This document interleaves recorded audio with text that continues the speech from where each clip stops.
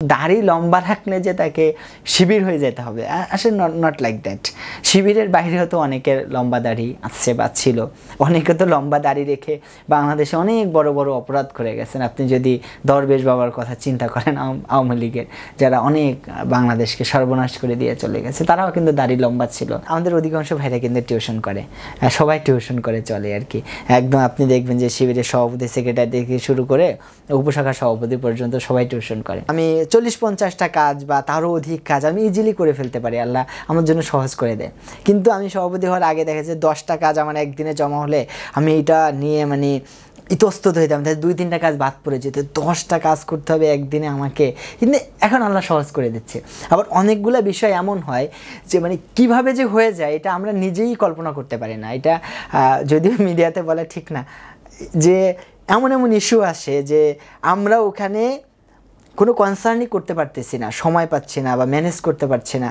আল্লাহ কিভাবে যে ম্যানেজ করে দিচ্ছে, এটা আসলে ইসলামী আন্দোলনের দায়িত্ব পালন না করলে এটা কাউকে বোঝানো যাবে না। আমরা মনে করছি এটা আমাদের যতটুকু কাজ, যতটুকু সফলতা পুরাটাই আল্লাহর রহমতের উপরে। আমাকে 500 টাকা দেওয়া একটা রাজনৈতিক ছাত্র সংগঠনকে 500 টাকা দেওয়া, আর একটা শিক্ষার্থী প্রতিনিধিকে, নির্বাচিত প্রতিনিধিকে 500 টাকা দেওয়া বিষয়টা সেম না।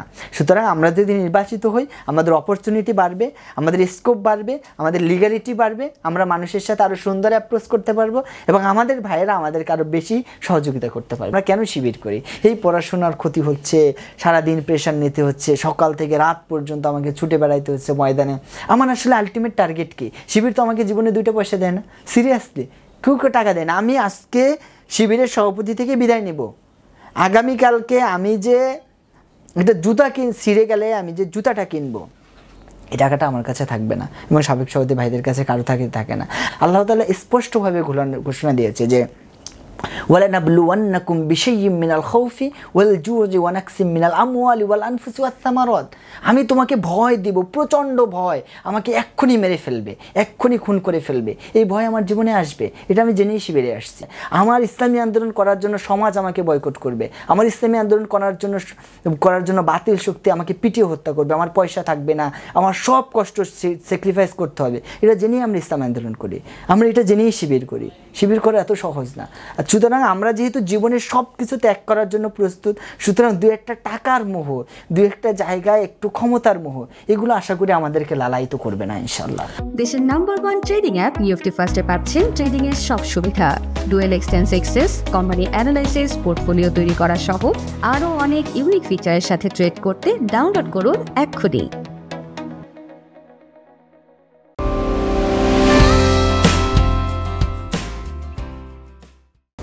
সুপ্রিয় দর্শক, আপনাদের সবাইকে স্বাগত জানাচ্ছি বাণিজ্য প্রতিদিনের বিশেষ আয়োজন বাণিজ্য সংলাপ এই অনুষ্ঠানে। আপনারা জানেন এই অনুষ্ঠানে আমরা আলোচনা করে থাকি রাজনৈতিক বর্তমান অবস্থা এবং সাম্প্রতিক বিভিন্ন দিক নিয়ে। আজকে আপনাদের সামনে হাজির হয়েছি দীর্ঘ 34 বছর পর জগন্নাথ বিশ্ববিদ্যালয়ের প্রতিষ্ঠিত হওয়ার পর প্রথম নির্বাচন এবং কলেজ থেকে 34 বছর পর নির্বাচন। সেই নির্বাচনে শিবিরের আসলে কেমন প্রস্তুতি, কি করতে চায় জগন্নাথ বিশ্ববিদ্যালয়ের ছাত্র শিবির এবং ছাত্রদের কল্যাণে এখন কী কাজ করছেন, সার্বিক বিষয় নিয়ে আজকের অনুষ্ঠানে অতিথি হিসেবে উপস্থিত হয়েছেন জগন্নাথ বিশ্ববিদ্যালয়ের সভাপতি জনাব মোহাম্মদ রিয়াজুল ইসলাম। আজকের অনুষ্ঠানে আপনাকে স্বাগত জানাচ্ছি। আপনাকে ধন্যবাদ জানাচ্ছি আমাকে আপনার বাণিজ্য প্রতিদিনে আহ্বান জানানোর জন্য। রিয়াজ ভাই, একটু শুরুতেই জানতে চাই, এই সাম্প্রতিক সময়ে জগন্নাথ বিশ্ববিদ্যালয়ের যেই একজন ছাত্রদল নেতা খুন হয়েছে, আসলে এই খুনের পেছনের রহস্য উদ্ঘাটনের পেছনে করার জন্য বা এটাকে সুষ্ঠু তদন্তের জন্য ছাত্র শিবিরের অবস্থানটা কি? আসলে একজন ছাত্র, যে আমরা কখনো প্রত্যাশাও করি না আমাদের একজন ভাইকে এভাবে হারাতে হবে। আসলে ছাত্র দল বা ছাত্র শিবির বা অন্য যে কোনো রাজনৈতিক পরিচয় বা ব্যক্তি, এর থেকে আমাদের কাছে গুরুত্বপূর্ণ হলো সে জগন্নাথ বিশ্ববিদ্যালয়ের শিক্ষার্থী। এটা হলো আমাদের কাছে সব থেকে গুরুত্বপূর্ণ। তারপরে সে যে কোনো একটা আইডিওলজিতে হতে পারে, নন পলিটিক্যাল হতে পারে, ধর্মের হতে পারে, বর্ণের হতে পারে। এগুলো আসলে আমরা কখনোই আলাদাভাবে দেখি না। আমরা সবসময় চেষ্টা করি বা আমাদের মূল যে থিম নিয়ে আমরা কাজ করি, আমরা সবাইকে ধারণ করতে চাই, সবাই আমাদের পরিবারভুক্ত এবং আমরা সবার প্রতিনিধিত্ব কিভাবে করা যায়, সবাইকে ধারণ করে কিভাবে চলা যায়, এটা চেষ্টা করি।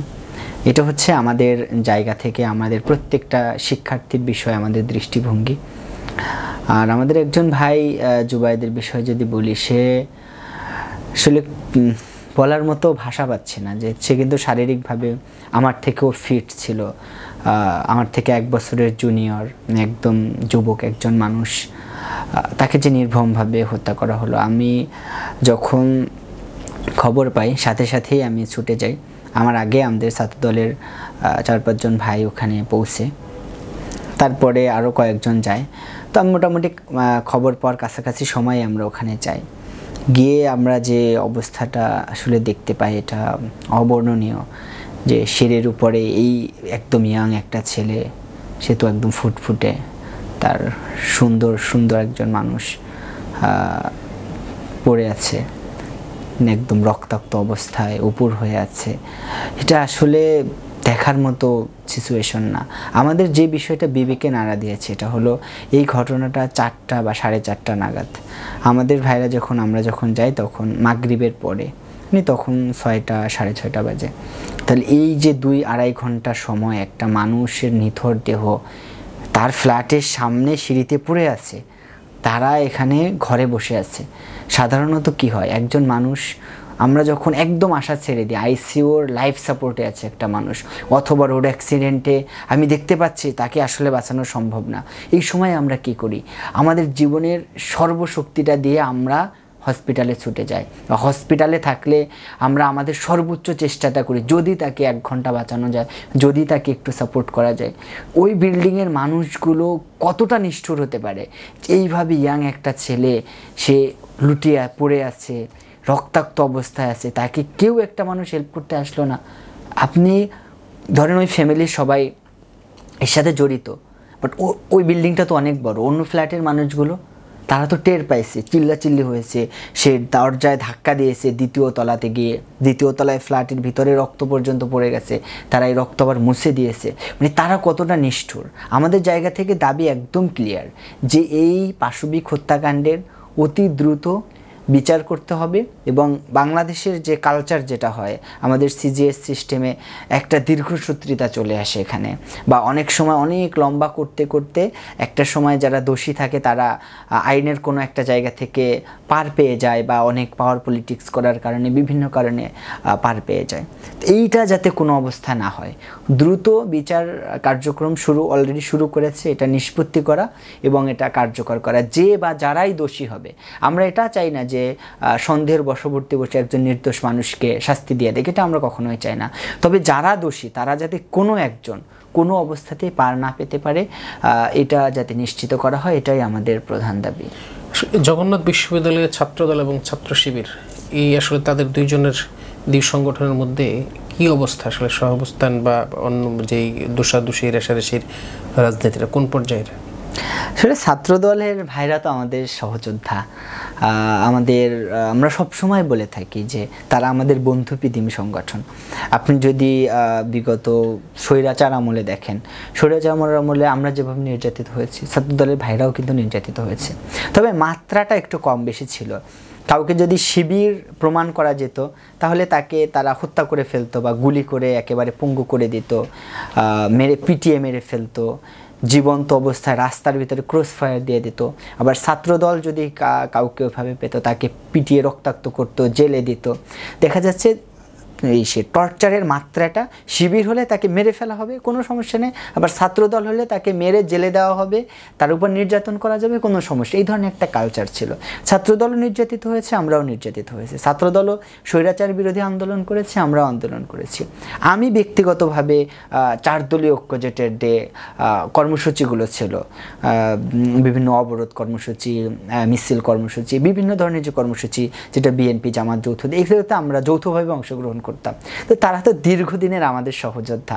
এখন হয়তো কিছু কারণে বা অনেক জায়গায় একটা মুখোমুখি অবস্থানে দাঁড় করানো অনেক সময় চেষ্টা করে, বা আমাদের ভাইরা অনেক জায়গায় অসহযোগিতামূলক আচরণ করে।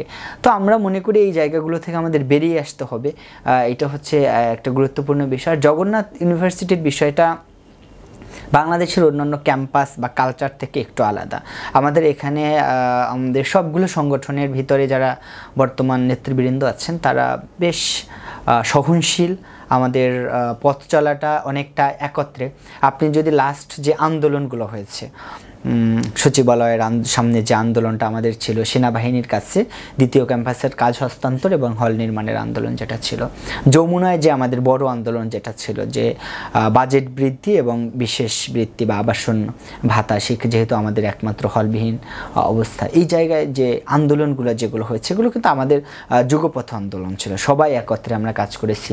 আমাদের কিছুদিন আগে আমাদের ছাত্রদলের আরেকজন ভাই হাসিবুর রহমান হাসিব, আল্লাহ তাআলা তাকে জান্নাতুল ফেরদাউস নসিব করুন, হঠাৎ করে সে অসুস্থ হয়ে আল্লাহ ডাকে সাড়া দিয়ে চলে যান। আমরা তার জায়গায় তার জানাজা আমাদের ডাকসুর সম্মানিত ভিপি, আমাদের কেন্দ্রীয় প্রকাশনা সম্পাদক সাদিক কায়েম ভাই উপস্থিত ছিলেন, আমাদের সম্মানিত কেন্দ্রীয় সভাপতি জগন্নাথ বিশ্ববিদ্যালয়ের সাবেক শিক্ষার্থী জাহিদুল ইসলাম ভাই নিজে উপস্থিত ছিলেন।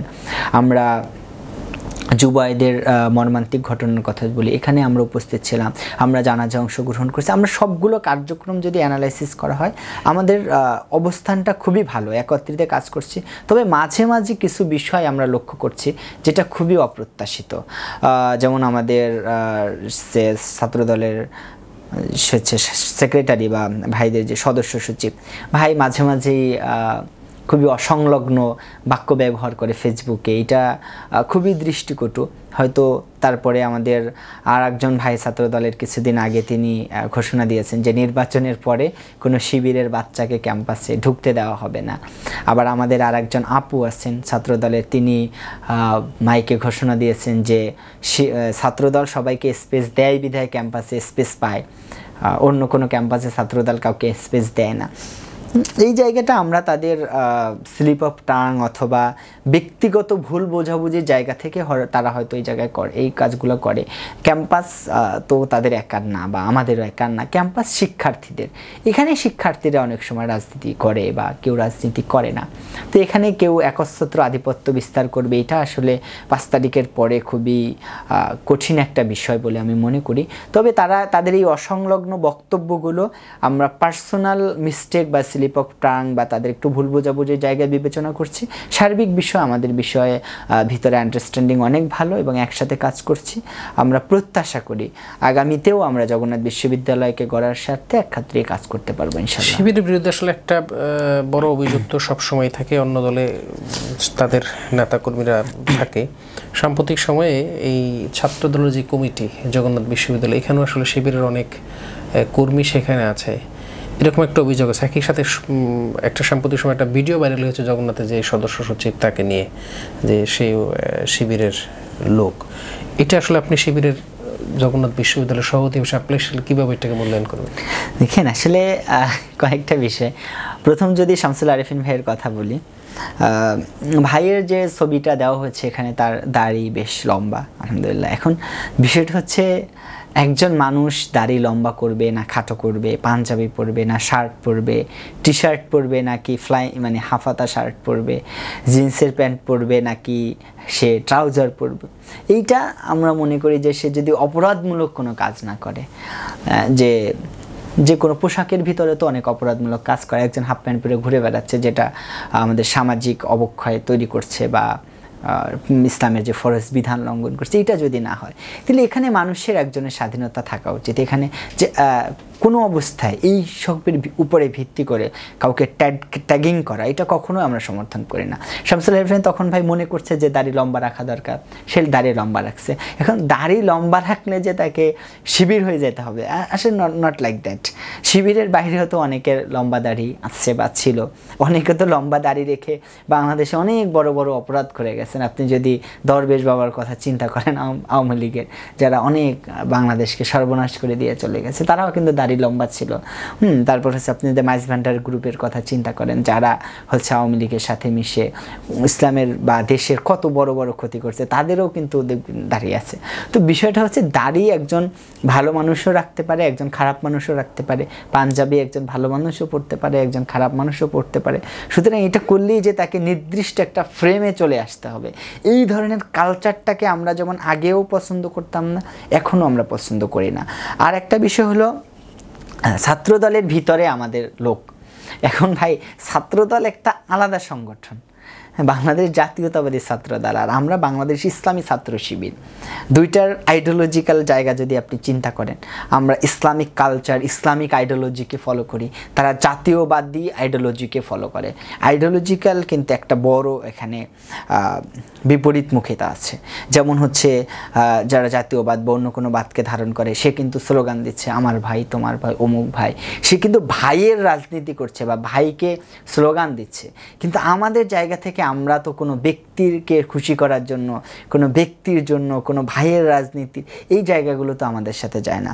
আমাদের একমাত্র আদর্শ হচ্ছে আমাদের হযরত মুহাম্মদ সাল্লাল্লাহু আলাইহি ওয়াসাল্লাম, যাকে আমরা সবসময় ধারণ করি। যা আমাদের স্লোগান হচ্ছে শুধুমাত্র সেই আমাদের নেতা। আর আমরা যারা দায়িত্ব পালন করছি আমরা এখানে রিপ্রেজেন্টেটিভ মাত্র, সংগঠনের দায়িত্ব পালন করছি। নট লাইক দ্যাট যে আমার একজন কর্মী থাকবে, সে আমাকে প্রমোট করবে, আমার স্লোগান দেবে, এটা আমাদের রাজনীতির সাথে যায় না।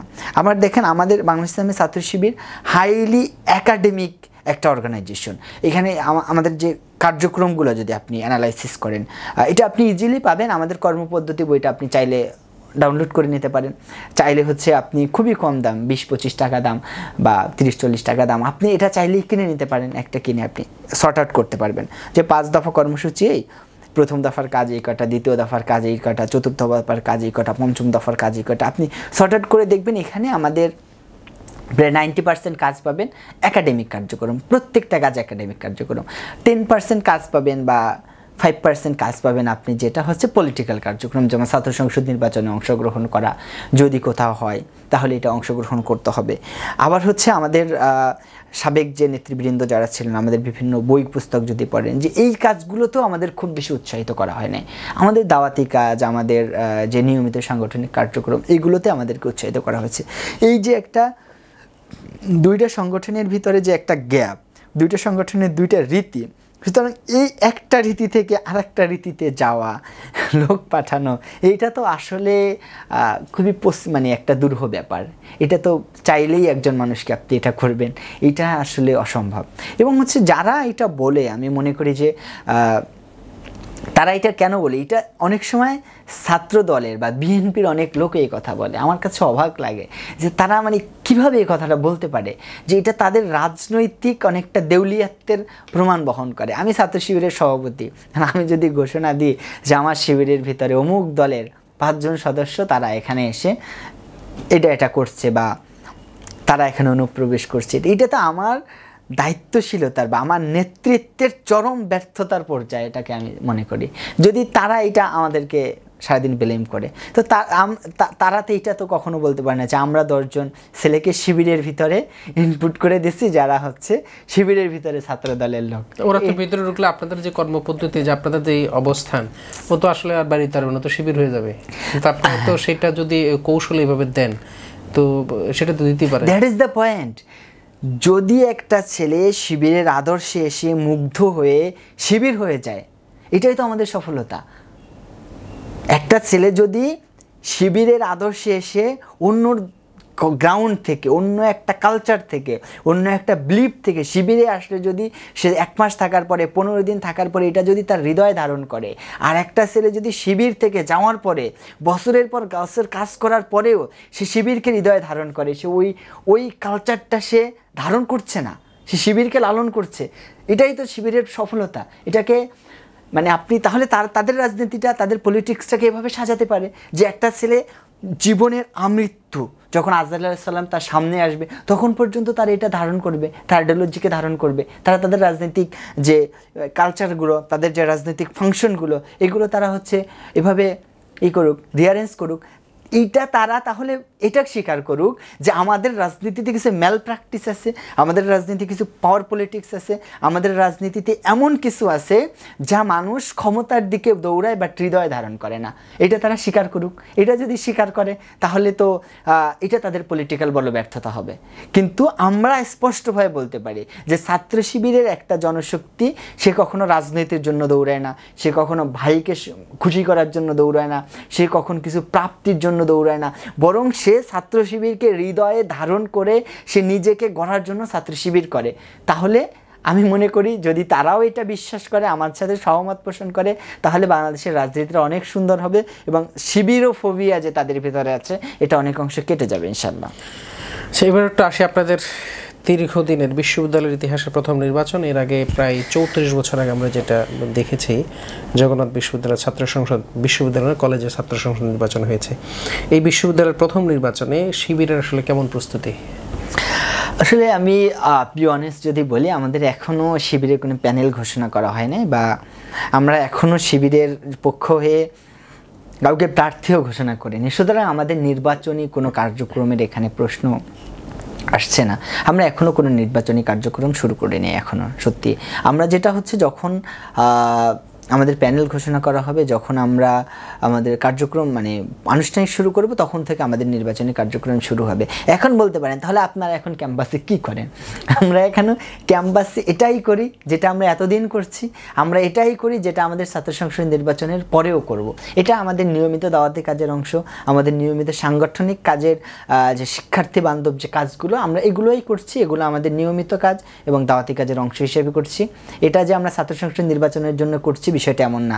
আবার ছাত্র সংসদ নির্বাচন শেষ হয়ে গেলে যে আমাদের কাজ শেষ হয়ে যাবে বিষয়টা এমনও না।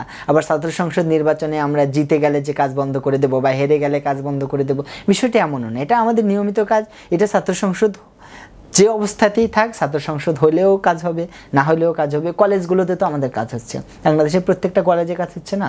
কলেজগুলোতে ছাত্র সংসদ নির্বাচন হওয়ার তো কোনো সম্ভাবনা এখন পর্যন্ত দেখছি না। তাহলে কলেজগুলোতে তো বড় বড় কাজ হচ্ছে। ইন্টারমিডিয়েট কলেজ যেগুলো, এগুলোতে আমাদের কাজ হচ্ছে না? নবীন বরণ প্রোগ্রাম হচ্ছে, প্লাস সংবর্ধনা হচ্ছে, আমাদের নিয়মিত কার্যক্রমগুলো হচ্ছে। মাদ্রাসাগুলোতে আমাদের বড় বড় কাজ হচ্ছে। শিক্ষার্থীদের গবেষণার দিকে আমরা ঝুঁকাই, কীভাবে করা যায়। আমরা হচ্ছে কেরিয়ার গাইডলাইন প্রোগ্রামগুলো বেশি বেশি করতেছি, কীভাবে একটা স্টুডেন্টকে ইউনিভার্সিটির দিকে নিয়ে আসা যায়, কীভাবে একটা জিনিস স্টুডেন্টকে মেরিটোরিয়াস করা যায়, দেশের বাহিরে তাকে কীভাবে পাঠানো যায়, কীভাবে তাকে একটা ভালো জায়গায় নিয়ে যাওয়া হয়। এই কার্যক্রমগুলো আমরা করছি প্রত্যেকটা প্রতিষ্ঠানে। আপনি দেখেন প্রত্যেকটা জেলা, উপজেলা, ওয়ার্ড, ইউনিয়ন পর্যায়ে আমাদের কার্যক্রমগুলো হচ্ছে। তাহলে এগুলো কি আমাদের ছাত্র সংসদ নির্বাচনের জন্য হচ্ছে? আসলে হচ্ছে না। সুতরাং এই কার্যক্রমগুলো আমাদের দাওয়াতি কাজের অংশ। এবং আমরা যখন তফসিল আসবে, আমাদের যখন নির্বাচনের দামামা বাজবে, আমরা যখন প্যানেল ঘোষণা করব, তখন থেকে আমরা নির্বাচনী কার্যক্রম শুরু করবে ইনশাআল্লাহ। এটা সম্ভবত যতটুকু এখন পর্যন্ত জানি 27শে নভেম্বর আপনাদের 27শে নভেম্বর। তো প্যানেল আসলে কবে নাগাদ হইতে পারে? সেই প্যানেলটা আসলে কি শিবিরের এককভাবে হবে নাকি কারোর সাথে যৌথভাবে সমন্বয় করে আপনারা বিভিন্ন বিশ্ববিদ্যালয়ে যেভাবে হয়েছে সেভাবে করতে চান? যে আসলে আমরা প্রথমেই আপনাকে একটা কথা বলেছিলাম যে আমরা বাংলাদেশ ইসলামী ছাত্র শিবির সবসময় চেষ্টা করি, হয়তো অনেক সময় আমাদের কাজে, আমরা তো দিন শেষে মানুষ, এটা হচ্ছে বড় বিষয়, কিছু গ্যাপ হতে পারে, কিছু ভুল হতে পারে, আবার অনেক ক্যাম্পাসে সক্ষমতার অনেক ঘাটতি থাকতে পারে। বাট আমরা যেটা চেষ্টা করি বা যে টার্গেটটা নিয়ে কাজ করি, এটা হলো আমরা সবাইকে ধারণ করতে চাই। একটা পাহাড় থেকে উঠে আসা একটা চাকমা মেয়ে, একটা বড় একটা ইমাম সাহেবের পরিবার থেকে উঠে আসা একজন পর্দানশীল বোন, একজন হচ্ছে গ্রামের খেটে খাওয়া দিনমজুর, চা বাগানের একজন শ্রমিকের ছেলে, কিংবা হচ্ছে একজন পুরোহিতের একজন ছেলে, হিন্দু ছেলে, একজন ব্রাহ্মণ, আমরা সবাইকে ধারণ করতে চাই। মাল্টি কালচারাল যে মানুষগুলো আছে সবাইকে আমরা ধারণ করতে চাই। আমরা যত জায়গা থেকে অ্যানালাইসিস করা যায়, সর্ট আউট করা যায়, যত শিক্ষার্থী আছে সবাইকে আমরা ধারণ করতে চাই। যারা সারাদিন লাইব্রেরিতে পড়ে থাকে তাদেরকে আমরা ধারণ করতে চাই। যারা সারাদিন একাডেমিক কাজের পাশাপাশি অন্য এক্সট্রা কারিকুলার অ্যাক্টিভিটিস করে আমরা তাদেরকেও ধারণ করতে চাই। যে ছেলেটা আর্ট কালচার করে আমরা তাকেও ধারণ করতে চাই। যে ছেলেটা মসজিদে নিয়মিত নামাজ পড়ে, 5 ওয়াক্ত নামাজ পড়ে, যেটা খুবই হচ্ছে দিনদার মানুষ, আমরা তাকেও ধারণ করতে চাই। সুতরাং আমাদের এই যে ধারণটা যদি করতে চাই, আমি সংগঠন হিসেবে আমি এটা বলছি তাকে ধারণ করতে চাই, বা আমার সংগঠনের অনেক বাইন্ডিংস আছে। বাট আমি যখন ছাত্র সংসদ নির্বাচনে বিজয় হব তখন তো আমার এই সাংগঠনিক বাইন্ডিংসটা থাকবে না। তখন আমি একটা শিক্ষার্থীদের নির্বাচিত প্রতিনিধি, আমি সবাইকে ধারণ, আমি একটা অথরিটি। তো আমি যদি এমন একটা গ্রুপ অফ পিপলকে টার্গেট করি যেটা শুধু একটা কমিউনিটি, তাহলে আমি হোল অফ দ্য কমিউনিটিকে আমি কিভাবে ধারণ করব? এটা আমার জন্য কঠিন। সুতরাং যেহেতু আমার টার্গেট হচ্ছে সবাইকে ধারণ করা, সুতরাং আমাদের যে প্যানেল আসবে বা আমরা যাদেরকে নির্বাচন করাবো, আমরা বিশ্বাস করি জগন্নাথ বিশ্ববিদ্যালয়ের সম্মানিত শিক্ষার্থীরা তারা খুবই মেধাবী, ম্যাচিওর, ট্যালেন্টেড শিক্ষার্থী। তারা বাংলাদেশ ইসলামী ছাত্র শিবিরের প্যানেলের উপরে অবশ্যই আস্থা রাখবেন ইনশাআল্লাহ। যদি তারা আস্থা রাখে তাহলে আমার এই প্যানেল নিয়ে আমার সবাইকে ধারণ করতে হবে। তো সবাইকে ধারণ করার জন্য আমার এমন প্রতিনিধি দরকার যাতে করে আমি সবাইকে কভার করতে পারি। সুতরাং সবাইকে ধারণ করার মতো করে আমরা একটা প্যানেল দেবো ইনশাআল্লাহ, যাতে করে নির্বাচিত হওয়ার পরে নিজ নিজ কমিউনিটিকে তারা রিচ করতে পারে এবং আমরা সবাইকে নিয়ে জগন্নাথ বিশ্ববিদ্যালয়কে সামনের দিকে এগিয়ে নিয়ে যাওয়ার জন্য কাজ করতে পারি। 5 আগস্টের আসলে শিবিরের এই ক্যাম্পাসে কী ধরনের কার্যক্রম আপনারা পরিচালনা করেছেন? 5 আগস্টের পরে সত্যি কথা বলতে ছাত্র রাজনীতিতে কিছু ইতিবাচক পরিবর্তন এসেছে আলহামদুলিল্লাহ, এটা খুবই ভালো। একটু বলি, এটা হচ্ছে যে আগে একটা ছিল যে ছাত্র একটা যে পলিটিক্যাল পার্টি আর কি, ছাত্র যে সংগঠনগুলো, তারা একজন সভাপতি আসবে, তার পিছনে লাইন দিয়ে মানুষ থাকবে, স্লোগান দিবে, শিক্ষার্থীরা হাঁটার জায়গা পাবে না, সামনে সবাইকে সরাই দিয়ে এলে এই মাথা থেকে ওই মাথা একটা স্লোগান রাউন্ড দেওয়া হবে, ছেলে মেয়েদের পড়াশোনা বাদ দিয়ে পিছে পিছে ঘুরবে। এই কালচারটা অনেকটা ভেঙে গেছে আলহামদুলিল্লাহ, এইটা হচ্ছে সুন্দর একটা ভালো লাগার দিক। তো আমরা এই কালচারগুলোর সাথে আগে থেকেই অভ্যস্ত না এবং আমরা এই কালচারটা কখনো লালন করতেও চাই না। আমি আপনাকে একটা বিষয় শেয়ার করেছি যে আমাদের 90 থেকে 95% কাজ একাডেমিক, সুতরাং আমরা একাডেমিকে হাইলাইট করে অধিকাংশ আমাদের প্রোগ্রাম সাজিয়েছি। আমি যদি আপনাকে একদম শুরু থেকে বলি যে 5 তারিখের পরপরই কিন্তু আমরা বেশ কয়েকটা কার্যক্রম হাতে নিয়েছি যে যাতে করে শিক্ষার্থীদের একাডেমির দিকে ফেরানো যায়, ক্লাসরুমে ফেরানো যায়। আমরা তাদেরকে নিয়ে বিভিন্ন পাঠ্যক্রমের আয়োজন করেছি, কুরআন বিতরণ করেছি, তাদের মাঝে বই বিতরণ করেছি। এইগুলোর পরে আমরা দেখছি যে আমাদের একটা বড় কিছু করা দরকার। তারপরে আমরা পুরো 1 সপ্তাহব্যাপী একটা সাহিত্য উৎসব করি, বই উৎসব করি, বই মেলার মতো। আমরা এখানে মোটামুটি পজিটিভ ঘটনা যতগুলো বই আছে আমরা এটা এঙ্গেজমেন্ট করার চেষ্টা করি ক্যাম্পাসের ভিতরে। আমরা বাংলা বাজার বেশ কয়েকটা প্রকাশনীর সাথে কথা বলি, তারা এখানে তাদের বইগুলো এখানে প্রদর্শন করে, তারা স্টল বসায় এবং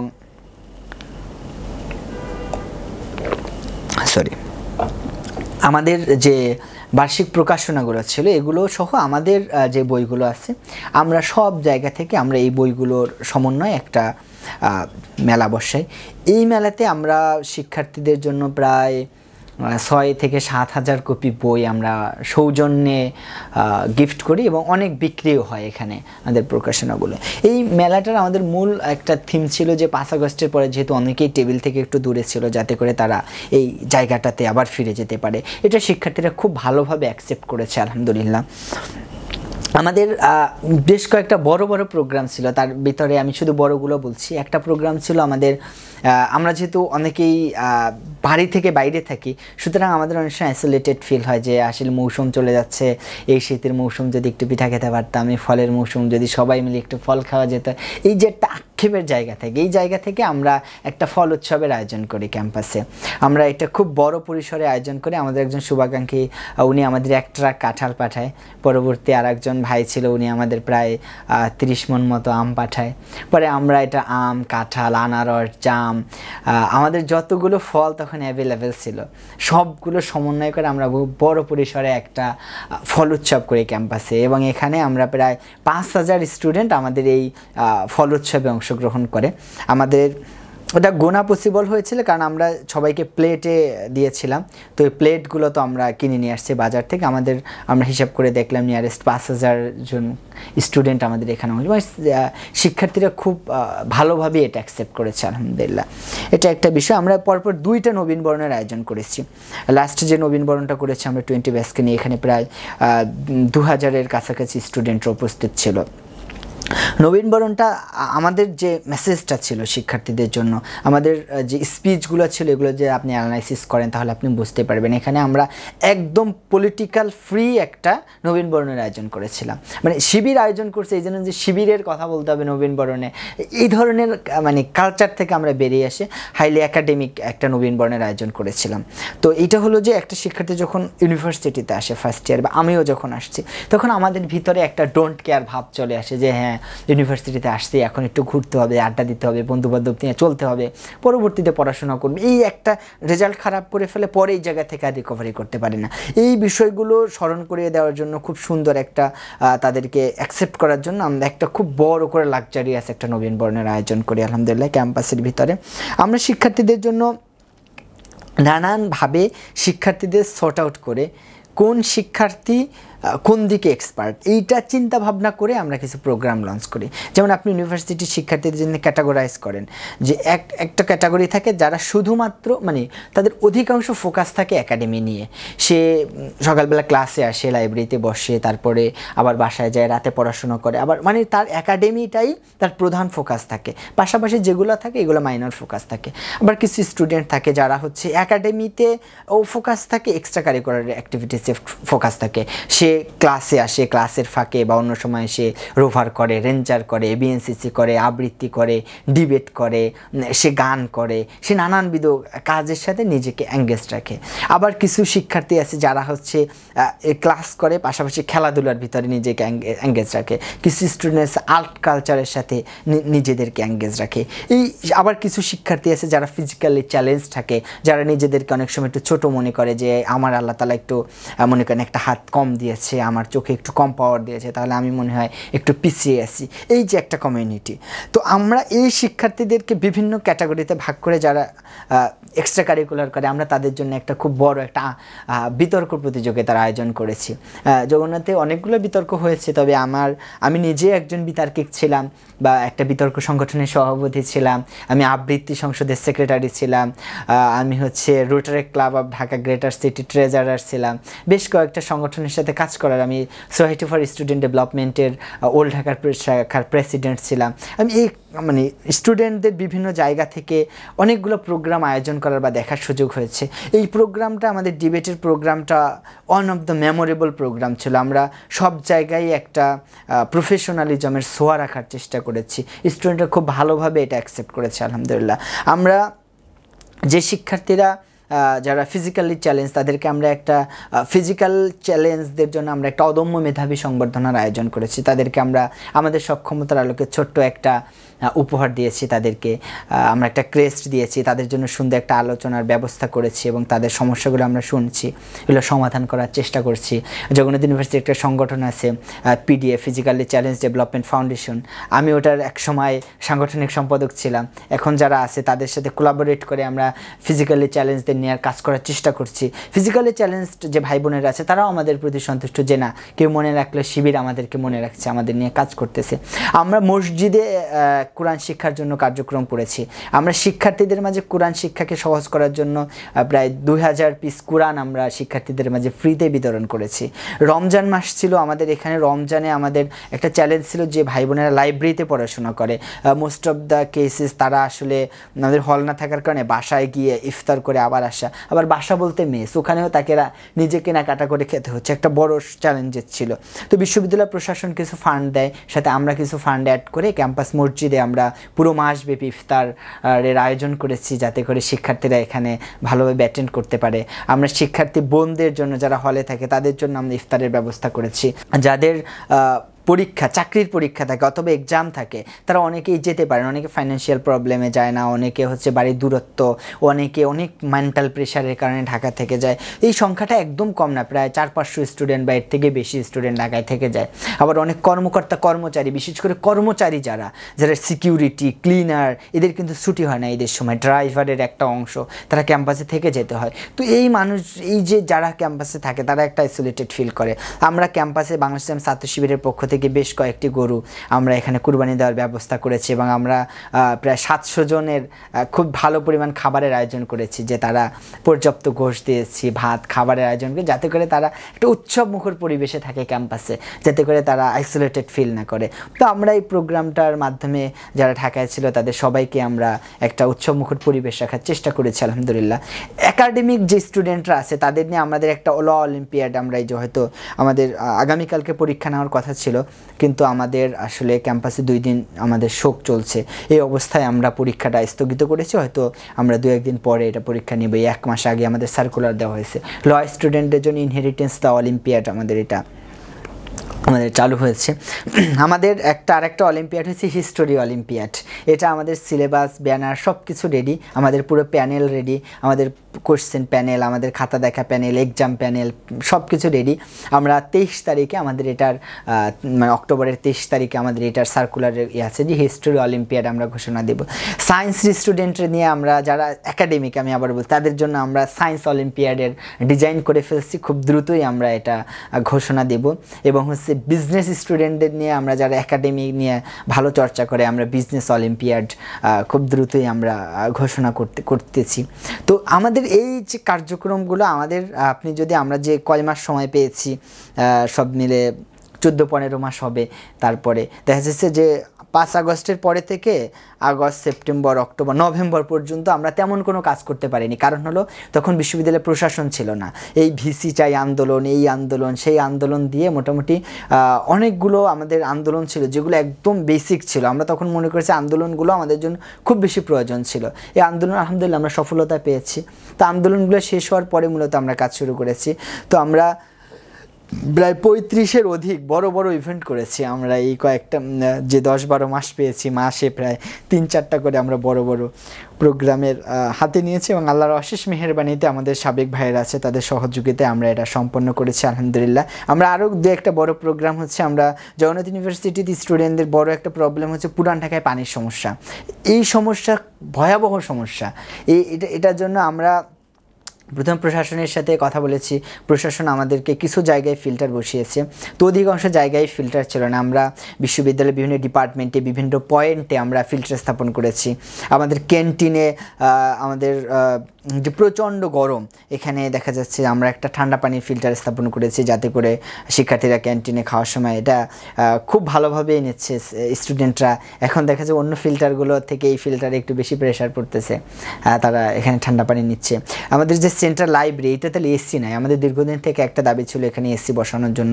প্রশাসন আশ্বস্ত করেছে তারা এবছরের ভিতরে এসি বসাবে।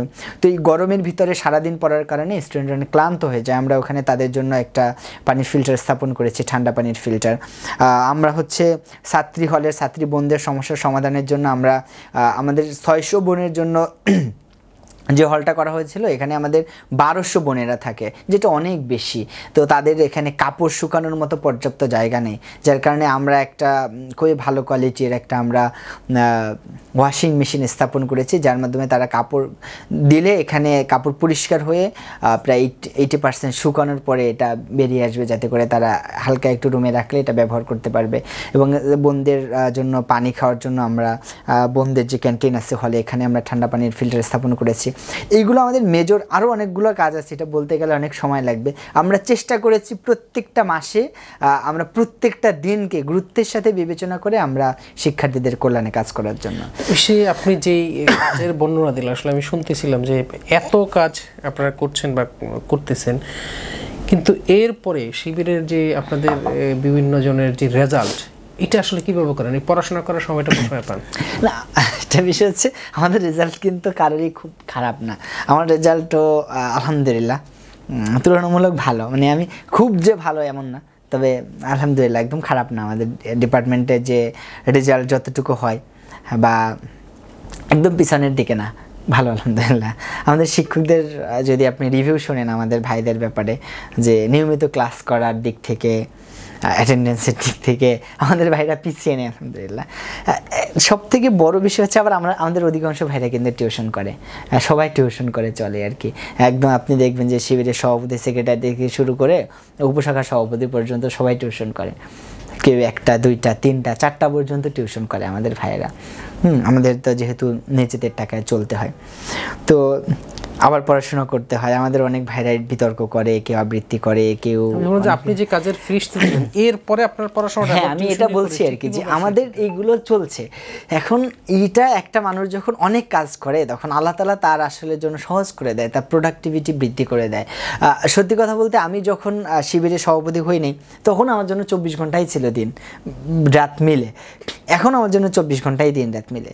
এখন আমি 24 ঘন্টায় আমি 40-50টা কাজ বা তারও অধিক কাজ আমি ইজিলি করে ফেলতে পারি, আল্লাহ আমার জন্য সহজ করে দেয়। কিন্তু আমি সভাপতি হওয়ার আগে দেখা যায় 10টা কাজ আমার একদিনে জমা হলে আমি এটা নিয়ে মানে ইতস্তত হইতাম, তাই 2-3টা কাজ বাদ পড়ে যেত, 10টা কাজ করতে হবে একদিনে আমাকে। কিন্তু এখন আল্লাহ সহজ করে দিচ্ছে। আবার অনেকগুলো বিষয় এমন হয় যে মানে কিভাবে যে হয়ে যায় এটা আমরা নিজেই কল্পনা করতে পারি না। এটা যদিও মিডিয়াতে বলা ঠিক না, যে এমন এমন ইস্যু আসে যে আমরা ওখানে কোনো কনসার্নই করতে পারতেছি না, সময় পাচ্ছি না বা ম্যানেজ করতে পারছি না।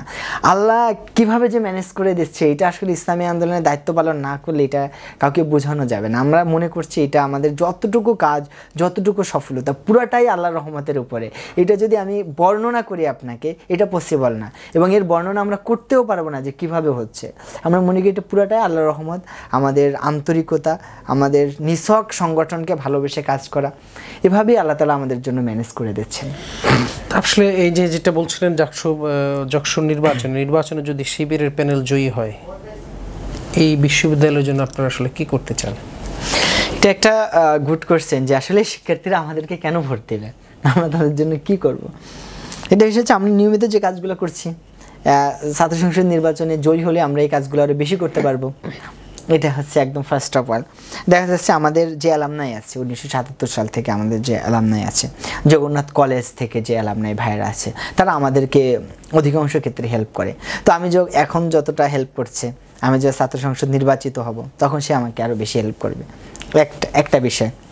2 নম্বর বিষয় হচ্ছে প্রশাসন। এখন আমি প্রশাসনকে একটা প্রেশার দিলে আমি রাজনৈতিক ব্যক্তি হিসেবে প্রসার দিচ্ছি। যেমন হচ্ছে আমার একটা সংখ্যক জনশক্তি আছে ক্যাম্পাসে, তার মানে আমি এই কয় হাজার মানুষের প্রতিনিধি হিসেবে প্রশাসনকে বলছি যে এটা করে দিতে হবে। আমি যদি নির্বাচিত হই তাহলে আমি 17,000 শিক্ষার্থীর প্রতিনিধি।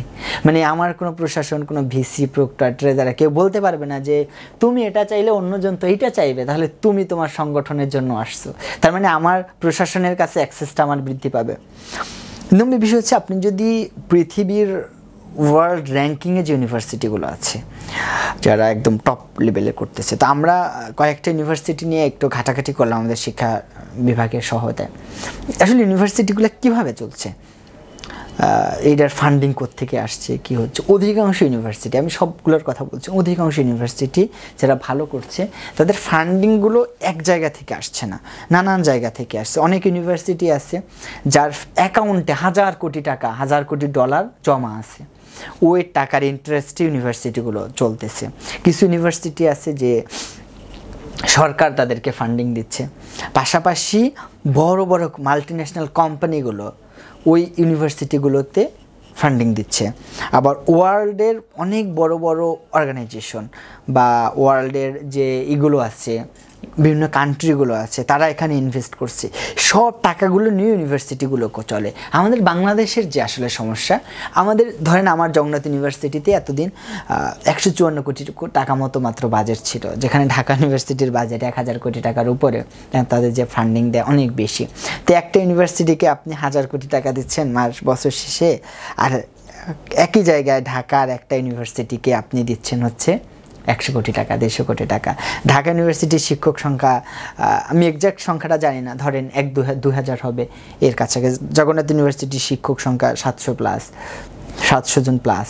এখানে কর্মকর্তা, কর্মচারী, এখানে স্টাফ নিয়ে এখানে প্রায় 2,000-এর মতো আছে লোকজন যারা কাজ করে, আরও বেশি হবে। জগন্নাথ ইউনিভার্সিটির শিক্ষার্থীর সংখ্যা 17,000 প্লাস। ঢাকা ইউনিভার্সিটির ধরেন এটা 30,000-এর কাছাকাছি। তাহলে আপনি কলেবার হিসাব করলে ধরেন ডাবল ঢাকা ইউনিভার্সিটি জগন্নাথ ইউনিভার্সিটির ক্ষেত্রে, তাহলে ঢাকা ইউনিভার্সিটি যদি আপনার 1,000 কোটি টাকা পায় ডাবল হিসেবে, জগন্নাথের কত পাওয়া উচিত? 500 কোটি টাকা, কিন্তু পাচ্ছে কত? 154 কোটি টাকা। এর 90% চলে যায় শুধু বেতন ভাতা দিয়ে, বেতন আর ভাতা দিয়ে এটা চলে যায়। শিক্ষকদের জন্য জগন্নাথে কোনো নেই, কোনো যে শিক্ষকরা যে থাকবে শান্তিতে থেকে রাতে শান্তিতে একটা ঘুম দেবে, সকালে এসে ফ্রেশ মস্তিষ্কে শিক্ষার্থীদের পড়াবে, এই ব্যবস্থা নাই। আমার শিক্ষকরা কোথায় থাকে? আমরা তো সবসময় ছাত্রদের নিয়ে কথা বলি, আমি তো শিক্ষকদের নিয়ে যদি কথা বলি, আমার ল ডিপার্টমেন্টের স্যারদের আপনি দেখেন, বন্য ডিপার্টমেন্ট, একজন থাকে উত্তরা, একজন থাকে ওই কেরানীগঞ্জ, একজন থাকে হচ্ছে ড্যামরা, একজন থাকে মিরপুর। তো ওই জায়গাতে সে জ্যাম ঠেলে ঠেলে আসে সকালবেলা, বিকেলবেলা আবার ভার্সিটির গাড়িতে 4টা বাজে তাকে চলে যেতে হবে, নাহলে তো বাসে পৌঁছতে পারবে না। যায় রাত 9টা 10টায় ধুলো বালিতে, তার অবস্থা খারাপ। গোসল টোসল করে সে যে পরের দিন ক্লাসে এসে কী পড়াবে এই বইটা একটু দেখবেন, ব্যবস্থা তো করতে পারে না, যার কারণে জগন্নাথের একাডেমিক জায়গাটা ভালো হচ্ছে না। তো এখন আমি যেটা বলতে চাচ্ছি যে এই যে একটা বৈষম্য, এইটার বিরুদ্ধে আমাদের কথা বলা দরকার, যে ইউনিভার্সিটিগুলোতে শিক্ষা খাতে যাতে বাজেট বাড়ায়। আমি যখন একটা লিগাল এন্টিটি হব, আমার যখন একটা অথরিটি থাকবে, তখন আমি এই বার্গেটিংগুলো, আমার এই ভয়েসটাকে আমি রাষ্ট্রের কাছে রেজ করতে পারবো, প্রশাসনের কাছে রেজ করতে পারবো যে আমাকে এটা দিতে হবে শিক্ষার্থীদের জন্য। এইটা গেল 2 নম্বর বিষয়।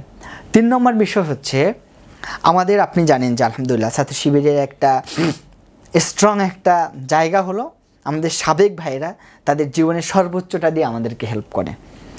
তো বাংলাদেশের যতগুলো কোম্পানি আছে আমরা সবগুলোর সাথে জগন্নাথ ইউনিভার্সিটি শিক্ষার্থীদের জন্য লিয়াজু করার চেষ্টা করব।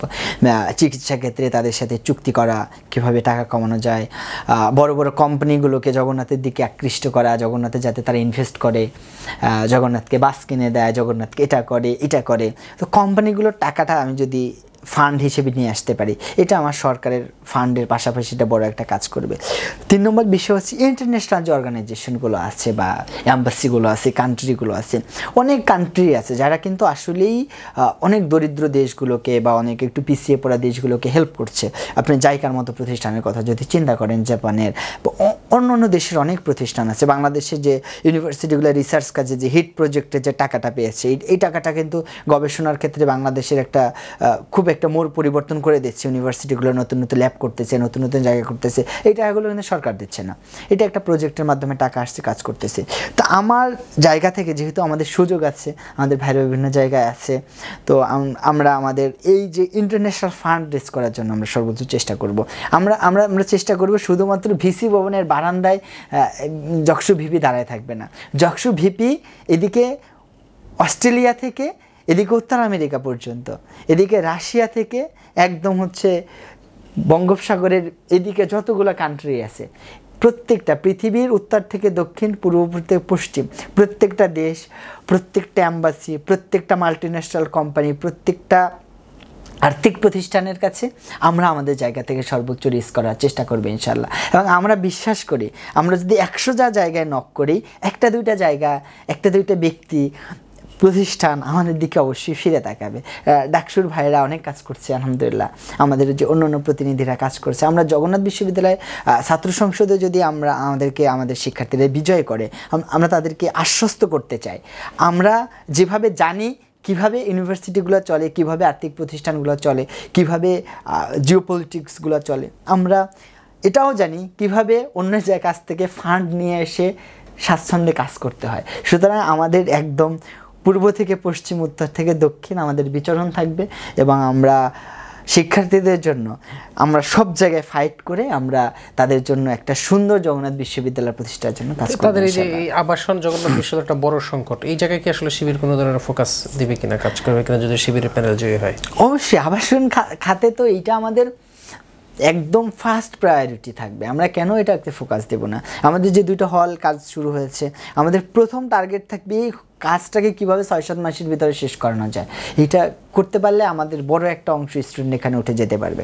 আমার দ্বিতীয় ক্যাম্পাসে যে কাজগুলো চলছে আমার এখানে, এই জায়গা থেকে আমার কীভাবে এই ফার্স্ট ফেজের কাজ শেষ করে দ্রুত সেকেন্ড ফেজের কাজ শুরু করা যায়, এখানে আমরা প্রশাসন, রাষ্ট্র, আমরা সবাইকে প্রেশার দিয়ে আমরা এই কাজগুলো করাবো। পাশাপাশি আমরা এটাও চেষ্টা করব যে সরকার থেকে বা বাহিরের কোনো দেশ থেকে যদি 2-1টা হল নিয়ে আসা যায় শিক্ষার্থীদের জন্য। অনেক জায়গা হয় না, অনেক বড় বড় কান্ট্রি কিন্তু অনেক ইউনিভার্সিটিকে বড় বড় হল করে দেয়, বাস কিনে দেয়, রাস্তা করে দেয়। এইগুলো যদি আমাদের 2-1টা প্রজেক্ট নিয়ে আসা যায়, এই জায়গাটাতে আমাদের জগন্নাথ ইউনিভার্সিটির স্টুডেন্টরা উপকৃত হবে। এটা নিয়ে আমাদের একদম ফার্স্ট প্রায়োরিটি থাকবে।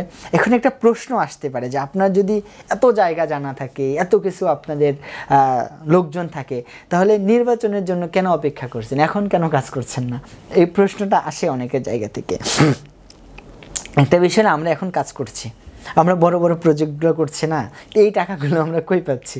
আমাদের নামে তো কেউ আপনি 2 পয়সা চাঁদাবাজির একটা অভিযোগ নিয়ে আসতে পারবেন। একজন ব্যবসায়ীর থেকে আমরা 50 টাকা নিয়েছি জোর করে, এইটা আপনি কখনো দেখাতে পারবেন না। বিশ্ববিদ্যালয়ের সামনে 4 দোকান থেকে শিবিরের সভাপতি বা শিবিরের দায়িত্বশীলা চা খেয়ে পয়সা দেয় না, এটাও তো এক প্রকার চাঁদাবাজি। 5 টাকা একটা চা দিলাম না, তাহলে 5 টাকা চাঁদাবাজি। এটা তো আপনি কখনো বের করতে পারবেন না। ক্যান্টিন থেকে খাবার খেয়ে পয়সা দেয় না, এইটা তো কখনো বের করতে পারবেন না। তাহলে আমরা এই কাজগুলো কিভাবে করছি? তাহলে আমরা এই কাজগুলো তো অবশ্যই বাইরের ফান্ডিং থেকে করছি, আমাদের ক্যাম্পাসের বাইরে সাবেক ভাইরা বা অন্যদের ফান্ডিং থেকে আমরা এটা করছি। তবে এটা আমরা বৃহৎভাবে করতে পারছি না, কারণ হচ্ছে আমি এখন যখন এক জায়গায় যাচ্ছি, আমি একটা পলিটিক্যাল ট্যাগ নিয়ে যাচ্ছি। আপনার কাছে এসে যখন আমি 500 টাকা চাবো, ভাই আমাদের 500 টাকা দেন, এই কাজটা আমি করতে যাচ্ছি, তখন আপনি এটা কী হিসাবে নেবেন? যে শিবির আমার কাছে 500 টাকা নিতে আসছে, স্বাভাবিকভাবে। এবার আমি জগন্নাথ বিশ্ববিদ্যালয়ে নির্বাচিত ভিপি, বা আমি একজন ব্যক্তি, একজন প্রতিনিধি, বা আমার একটা ভাই, আমি উদাহরণ দিলাম আর কি, সে এসে আপনাকে বললো যে ভাই আমি এখানে নির্বাচিত প্রতিনিধি, এবার হচ্ছে আমারে আপনার এই বাণিজ্য প্রতিদিন, আপনার যে কোম্পানি বা আপনার আরও যে ব্যবসা আছে, এখান থেকে আমার 1000 টাকা দেন। কেন দেবেন? আমার ছেলেরা 3 দিন থেকে না খায় আছে, এখানে খাবার নাই, বাস চলতে পারতেছে না, তেল নাই, বাসের চাকা পাংচার হয়ে গেছে, এটা ঠিক করতে হবে, 500 টাকা দেন। তখন কিন্তু আপনি আমাকে বলতে পারবেন না যে শিবির এসে 500 টাকা চাইছে আমার কাছে, আমি নির্বাচিত প্রতিনিধি। বা আপনিও এটা পজিটিভলি নেবেন যে আসলে ছেলেটা আসছে তো শিক্ষার্থীদের নির্বাচিত প্রতিনিধি, ওরে 500 টাকা দিয়ে আপনি 1000 টাকা দিয়ে এটা আবার প্রচারও করতে পারবেন যে আমি জগন্নাথ বিশ্ববিদ্যালয়ের ছাত্রদেরকে জকসুকে 1000 টাকা দিচ্ছি। এটা আপনি আপনার পত্রিকার সামনে বড় করে লিখে দিতে পারবেন যে বাণিজ্য প্রতিদিনের পক্ষ থেকে শিবিরকে একটি বাস, শিবিরকে না, জকসুকে জগন্নাথ বিশ্ববিদ্যালয়ের শিক্ষার্থীদের একটা বাস উপহার দিলাম। এটা আপনি লিখে দিলেন। আপনি শিবিরকে একটা বাস দেন। সরকার পরিবর্তন হলে সর্বপ্রথম যে হামলাটা হইবে এটা আপনার বাণিজ্য প্রতিদিনের অফিসে হবে, কারণ হচ্ছে আপনি সেই একটা রাজনৈতিক দলকে আপনি সহযোগিতা করছেন। এই সহযোগিতাটাই আপনি নির্বাচনের পরে জকসুকে করেন, সবাই আপনাকে মাথায় তুলে, ওরে বা বাণিজ্যতে এত ভালো মানুষ, একটা বাস কিনা দিয়েছে জগন্নাথের ছাত্রদেরকে। তাহলে কি আপনার পারসেপশনটা চেঞ্জ হচ্ছে। একটা কোম্পানির আমার ভাই হইলেই সে আমাকে টাকা দিতে পারবে না, এটা অনেক বাধ্যবাধকতা, অনেক মেমোরেন্ডাম আছে, এখানে শেয়ার হোল্ডারের বিষয় আছে, অনেক কিছু বিষয় আছে। আমি যখন নির্বাচিত প্রতিনিধি হব তখন চাইলেই একজন আমাকে হেল্প করতে পারবে, কিন্তু আমি রাজনৈতিক ব্যক্তি হিসেবে চাইলেই সে তার প্রতিষ্ঠান থেকে আমাকে হেল্প করতে পারবে না। তার বেতনের টাকা থেকে 500 টাকা দিতে পারবে, সুতরাং তার প্রতিষ্ঠান থেকে দিতে পারবে না। সুতরাং এই জায়গাটা আমরা স্টুডেন্টদের কাছে ক্লিয়ার করতে চাই যে আমরা যদি নির্বাচিত হই তাহলে আমরা নির্বাচিত প্রতিনিধি লিগ্যাল অথরিটি হিসেবে আমরা কোম্পানিগুলো থেকে ফান্ড নিয়ে আসতে পারবো। কিন্তু বর্তমানে আমার কোনো ইউনিভার্সিটির লিগ্যাল এন্টিটি নেই, আমি একজন শিক্ষার্থী, পাশাপাশি রাজনৈতিক একটা ছাত্র সংগঠনের প্রতিনিধি। সুতরাং আমাকে 500 টাকা দেওয়া মানে একটা রাজনৈতিক ছাত্র সংগঠনকে 500 টাকা দেওয়া, আর একটা শিক্ষার্থী প্রতিনিধিকে, নির্বাচিত প্রতিনিধিকে 500 টাকা দেওয়া, বিষয়টা সেম না। সুতরাং আমরা যদি নির্বাচিত হই আমাদের অপরচুনিটি বাড়বে, আমাদের স্কোপ বাড়বে, আমাদের লিগ্যালিটি বাড়বে, আমরা মানুষের সাথে আরও সুন্দর অ্যাপ্রোচ করতে পারবো এবং আমাদের ভাইয়েরা আমাদেরকে আরও বেশি সহযোগিতা করতে পারবেন। এই যে আপনি যেটা কথা বললেন যে বিভিন্ন কোম্পানি থেকে আমরা টাকা ফান্ড কালেকশন করে আপনার কার্যক্রমগুলো চালাইতে পারবেন, এক্ষেত্রে আসলে আপনি যে এই ফান্ড কালেকশন করে কাজ করবেন বা এই জকসু সেটা তছরূপ করবেন, এটা নিশ্চয় থাকে। দর্শক কী করবে আমি বুঝতে পারি। এই জায়গায় একজনের থেকে বললেন যে আমি লিগ্যাল এন্টিটি নিয়ে তার থেকে কালেকশন করে এনে টাকাগুলো আমি ইনভেস্ট করে বা ছাত্রদের প্রয়োজনে, বিশ্ববিদ্যালয়ের প্রয়োজনে আমি সেটাকে ব্যয় করতে পারবো। এটা আসলে আপনি যে ব্যয় করবেন এটা নিশ্চয়তা আসলে কীভাবে করবেন? এটা তো আসলে গুরুত্বপূর্ণ বিষয়। আমি মনে করেন একটা হসপিটালের সাথে চুক্তি করলাম যে আমার শিক্ষার্থীরা যদি তার কাছে ডাক্তার দেখাইতে আসে সে 50% ছাড় দেবে, তো আমি তো তার কাছ থেকে টাকা নিচ্ছি না। এখানে শিক্ষার্থীরা আসবে, যে ডাক্তার দেখাবে সে 50% ছাড় দিয়া সে এটা করবে। সুতরাং এখানে লেনদেনের এদিক ওদিক করার কোনো সুযোগ নেই। এটা গেলে একটা। 2 নম্বর, আমি একজনের কাছে বললাম যে আমার 2টা বাস কিনে দেন। সে তো আমাকে এমন না যে আমি তাকে বলছি বাস কেনার জন্য আমাকে 10 লাখ টাকা দেন, এটা তো দিবে না। আমি তাকে বললাম, সে তার কোম্পানির নাম লিখে আমাকে 2টা বাস কিনে ওখানে দিয়ে আসলো। সুতরাং এখানে আমার লেনদেন এদিক ওদিক করার কোনো সুযোগ নেই। তারপরে আসেন অন্য কাজের জন্য ফান্ডিং। যেন একজনকে বললাম যে ভাই আমার এখানে বিল্ডিং একটা লিফট লাগাই দেন, তাই না? সে আমাকে ফান্ড করলো। তো এইটা তো সে তার কোম্পানি থেকে যদি টাকা দিতে চায় তো এইটা তো তার ডকুমেন্টেড করে দিতে হবে। আপনার এই প্রতিষ্ঠান থেকে 100 জনের শেয়ার আছে, আপনি চাইলে গোপনে একজনকে 5 লাখ টাকা দিয়ে দিতে পারবেন। দিলে আপনি অডিটে কী হিসাব দেবেন বা আপনি অন্য শেয়ার হোল্ডারকে কী হিসাব দেবেন? আপনি চাইলেই দিতে পারবেন না। তখন আপনাকে একটা কন্ট্যাক্টের মাধ্যমে একটা লিখিতভাবে আপনার যে কোনো বিজ্ঞাপন আকারে হোক, ডোনেশন আকারে হোক, আপনি একটা লিখিতভাবে সাইন নিয়ে সবাইকে বসে অথরিটি বসে একটা চুক্তি করে তারপরে আপনি একটা সহযোগিতা এক জায়গায় করবেন। সুতরাং যে বিষয়টা ডকুমেন্টেড থাকবে এই বিষয়টা তো পাবলিক ডকুমেন্ট হবে, নিউজ হবে, মিডিয়া কাভারেজ হবে, এটা বিভিন্ন জায়গায় লিখবে, সাংবাদিকরা থাকবে, শিক্ষার্থীরা থাকবে, বিশ্ববিদ্যালয় প্রশাসন থাকবে, ওই কোম্পানিগুলো থাকবে। সুতরাং এইগুলো তো পাবলিক ফাংশন, এখান থেকে তো এদিক ওদিক করার বা এই টাইপের মানে সুযোগ খুব কম হবে। আর একটা বিষয় হচ্ছে কিছু জায়গায় হয়তো হওয়ার একটা সম্ভাবনা থাকে, তাই না, যে অমুক করতে পারে তমুক করতে পারে, বাট ছাত্র শিবিরের নৈতিকতা সম্পর্কে শিক্ষার্থীদের একটা ভালো ধারণা আছে। আমরা যদি এটা করারই ইচ্ছা থাকতো তাহলে আমরা 5 তারিখের পরে ব্যবসায়ীদের কাছ থেকে যাই টাকা নিয়ে আসতাম। আমরা অনেক সময় আমরা টাকার জন্য অনেক কাজ করতে পারি না, আটকায় যায়। আমাদের ওই সাবেক ভাইকে ফোন দিয়ে, ভাই আপনি কবে বেতন পাবেন, আমার 1000 টাকা দেন, আমার 2টা টাকা দেন। তো আমরা তো যাই, এখন তো আমাদের সুযোগ ছিল, তাহলে আমাদের কেউ দেখাতে পারবে কিনা যে ছাত্র শিবিরের সভাপতি সেক্রেটারি বা অমুক জায়গায় কারোর কাছ থেকে 500 টাকা নিচ্ছে।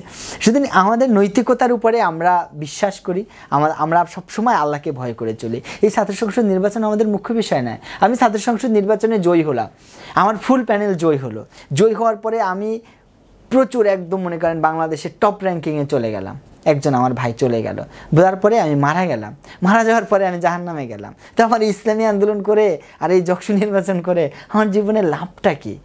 আমাদের আসলে সংগঠনের মূল উদ্দেশ্য কি? আমরা কেন শিবির করি?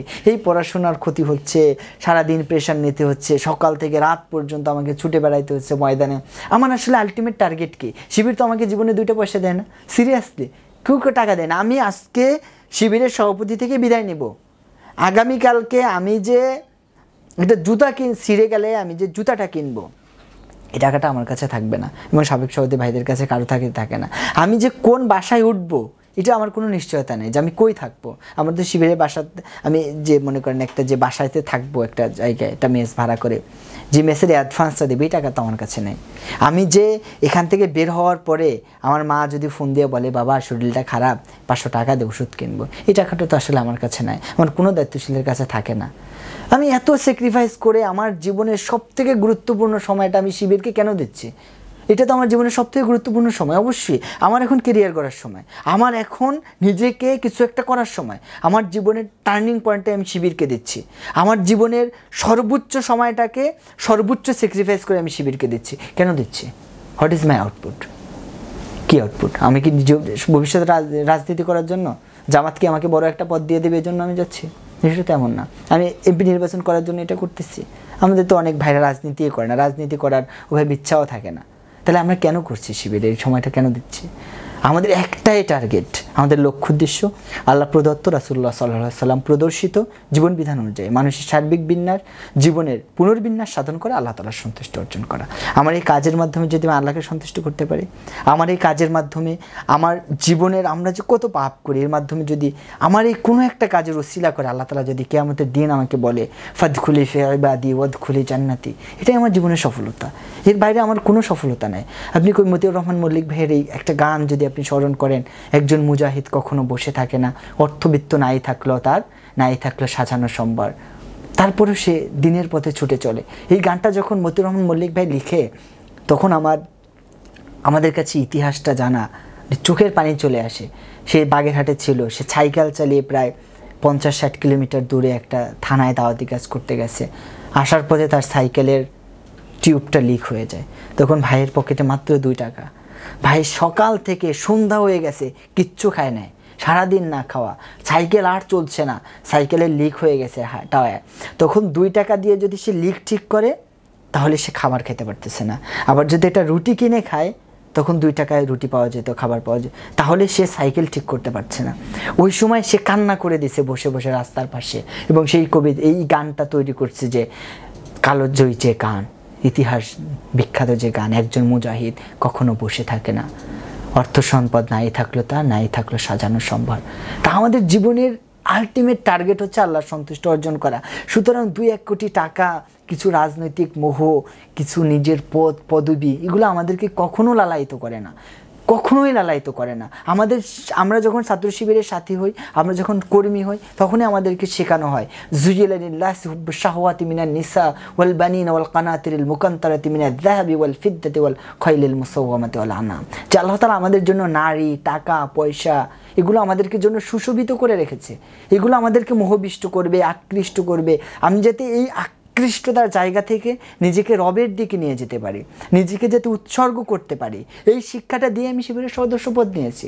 সুতরাং আমি যদি এখান থেকে আমার সদস্যপদের জায়গা থেকে বের হয়ে যাই, সুতরাং তো এটা হবে না। আল্লাহ তাআলা স্পষ্টভাবে ঘোষণা দিয়েছে যে ওয়ালানাবলুওয়ান্নাকুম বিশাইইম মিনাল খাউফি ওয়াল জু'i ওয়া নাকসিম মিনাল আমওয়ালি ওয়াল আনফুসি ওয়াস সামারাত, আমি তোমাকে ভয় দিব, প্রচণ্ড ভয়, আমাকে এক্ষুনি মেরে ফেলবে, এক্ষুনি খুন করে ফেলবে, এই ভয় আমার জীবনে আসবে, এটা আমি জেনেই শিবিরে আসছি। প্রচণ্ড ক্ষুধা, পকেটে টাকা নাই, ইসলামী আন্দোলন করার জন্য আমি না খেয়ে দিনের পর দিন আমাকে কাজ করতে হবে, ওয়াল জু, ক্ষুধার যন্ত্রণায় আমার পেটের সাথে লেগে যাবে, এটা আমি জেনেই শিবিরে আসছি। আমার জীবন ওয়ানাকসিম মিনাল আমওয়ালি ওয়াল আনফুসি ওয়াস সামারাত, আমার পরিবার আমার থেকে বিচ্ছিন্ন হবে, আমার সন্তান সন্ততি ভালো জায়গায় পড়াশোনা করতে পারবে না, পয়সার অভাব হবে, আমার ফসলের ক্ষতি হবে, চাকরি চলে যাবে, আমারে ভালো মানুষ চাকরি দিবে না, আমাকে মানুষ মারবে, রক্তাক্ত করবে। আমাদের শহীদ নেতৃবৃন্দ মীর কাসেম আলী মিন্টু, আমাদের ভাইদের কথা যদি চিন্তা করেন, শহীদ গোলাম আজম, শহীদ আব্দুল কাদের মোল্লা, শহীদ নোমানি ভাই, শহীদ আব্দুল মালেক ভাই, শহীদ আব্দুল্লাহ আল ফয়সাল ভাই, কি অপরাধ ছিল ভাইদের, জীবনের সর্বোচ্চ স্যাক্রিফাইস করছে। আমার জীবন আমাকে দিতে হবে আল্লাহর রাস্তায়। আমার ইসলামী আন্দোলন করার জন্য সমাজ আমাকে বয়কট করবে, আমার ইসলামী আন্দোলন করার জন্য বাতিল শক্তি আমাকে পিটিয়ে হত্যা করবে, আমার পয়সা থাকবে না, আমার সব কষ্ট স্যাক্রিফাইস করতে হবে। এটা জেনেই আমরা ইসলাম আন্দোলন করি, আমরা এটা জেনেই শিবির করি। শিবির করা এত সহজ না। সুতরাং আমরা যেহেতু জীবনের সব কিছু ত্যাগ করার জন্য প্রস্তুত, সুতরাং দু একটা টাকার মোহ, দু একটা জায়গায় একটু ক্ষমতার মোহ, এগুলো আশা করি আমাদেরকে লালায়িত করবে না ইনশাল্লাহ। তো আসলে আপনি যেটা বলছিলেন টাকা পয়সা আপনাকে কিছুই লালায়িত করবে না, এখন আমি একটা ভিন্ন অ্যাঙ্গেল একটা প্রশ্ন করতে চাই। সারা বাংলাদেশে এখন পর্যন্ত যে 4টা বিশ্ববিদ্যালয়ের নির্বাচন হয়েছে, এই নির্বাচন আসলে শিবিরের প্যানেলে জয়ী করার পিছনে নারীদের বা আমার শিক্ষার্থীদের একটা বড় ভোট ব্যাংক হিসেবে আমরা দেখতে পেয়েছি।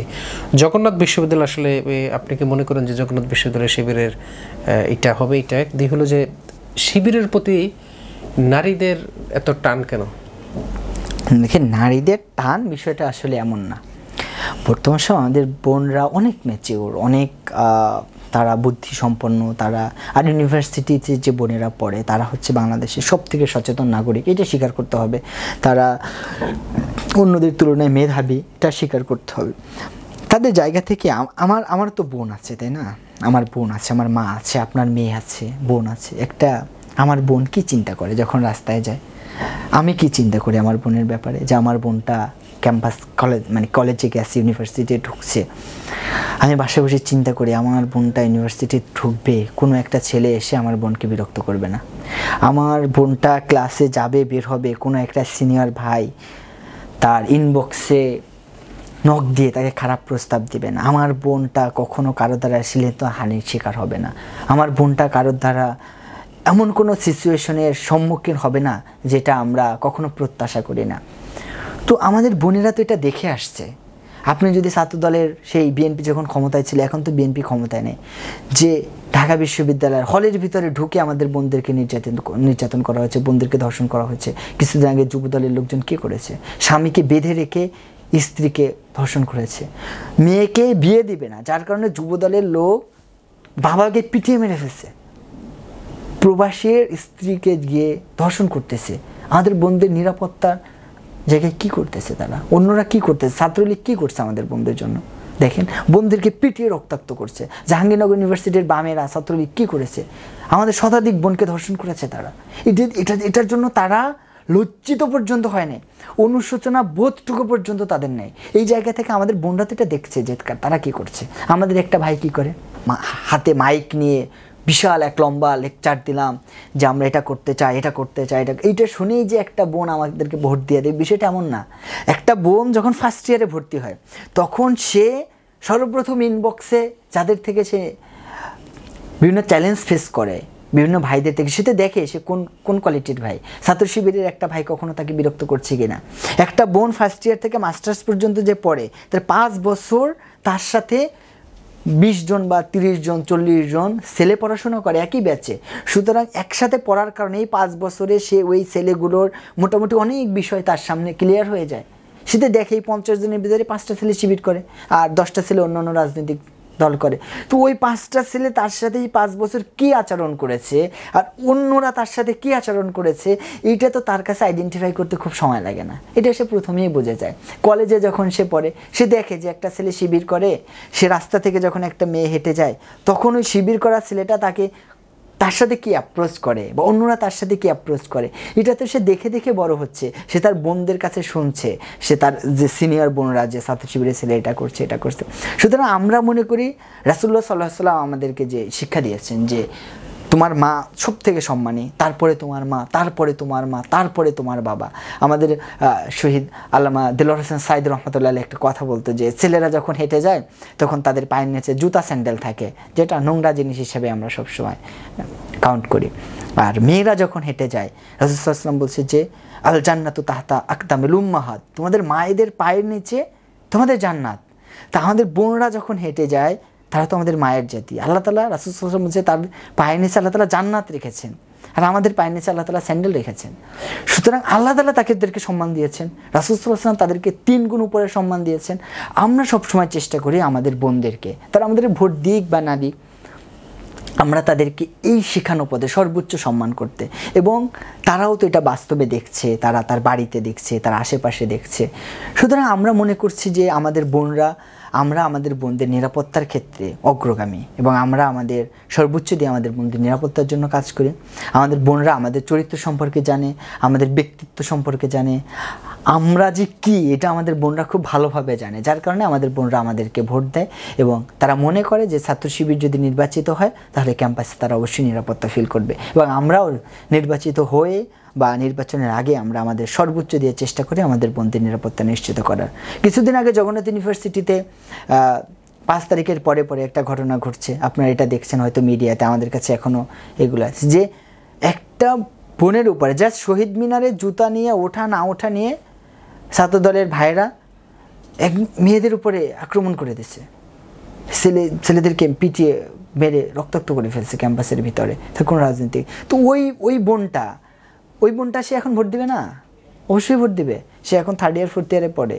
তো সে দেখছে যে তার গায়ে হাত তুলতেছে একজন, আর একজন ভাই তাকে হচ্ছে সর্বোচ্চ সম্মান দিয়ে তার চিকিৎসার ব্যবস্থা করতেছে, তার সাথে নিজের আপন বোনের মতো তার সাথে পর্দা মেনটেন করে, তার সাথে দূরত্ব যতটুকু ইসলাম অ্যালাউ করে এটা করে তাকে সম্মান দিয়ে তার সর্বোচ্চ তার ট্রিটমেন্টের ব্যবস্থা করতেছে, তার পাশে থাকতেছে।